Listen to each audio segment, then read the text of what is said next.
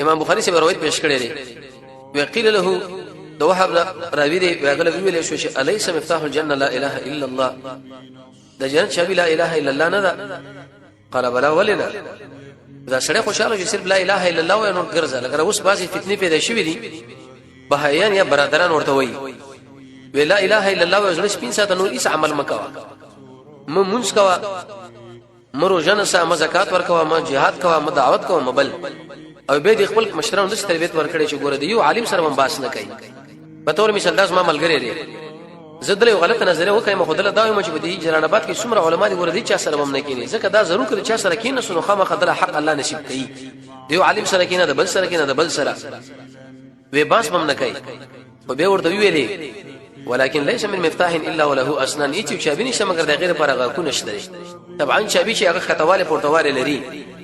لا اله الا الله خو دې ویلې په دې کې د جهاد مسائل شته په دې کې د زکات مسائل شته په دې کې روزه شته په دې کې دعوت شته په دې کې بل شته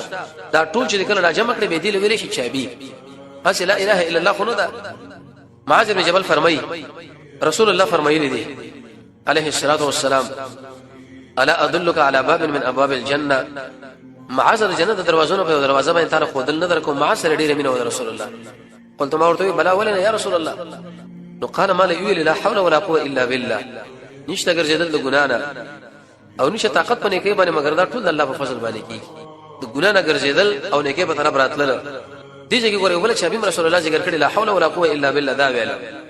دلیل په دې باندې چې د جنت شابي خو لا اله الا الله لکه مانځ شابي او دستي د حج شابي چې د احرام دی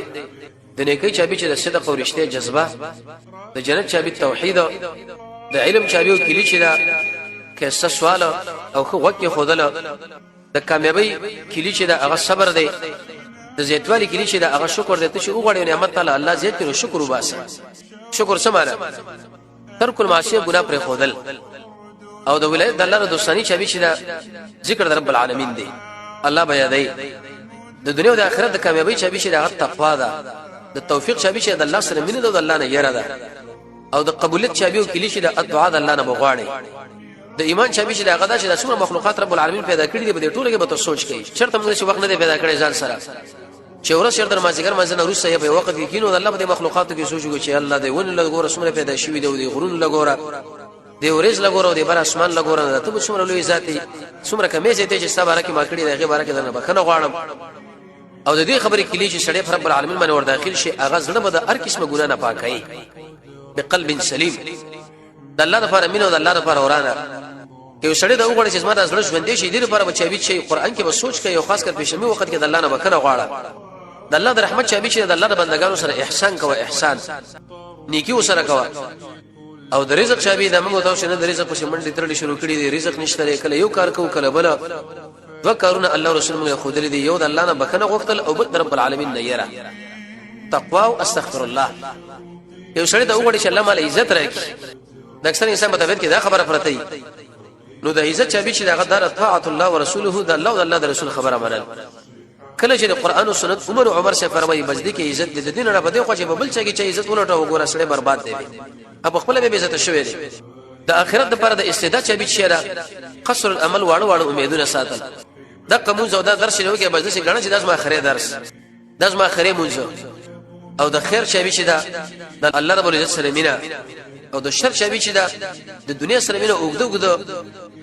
امیدونه ساتل دا سړی هیڅ برباد د شي کارونه به کوم او به د شي کارونه وشي به بدا وشي رسول الله درې کر کې وېسي وې د شي وېسته بل د شي بل د شي به دا انسان دی د امیدونه دي چې دا کوم د منځ کې مرګ راځي چې د مرینه ونی سیسته چې به ورته چې آرام هر څه پاتې شي هیڅ شی به ونی نو دلیل به دې باندې چې دا چا به نه سړی خپل کی لکه به تور مثال د شراب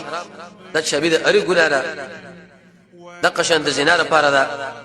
نظر خوشی کول د انسان لړګي قسمه مرزونه پیدا کوي دا وقف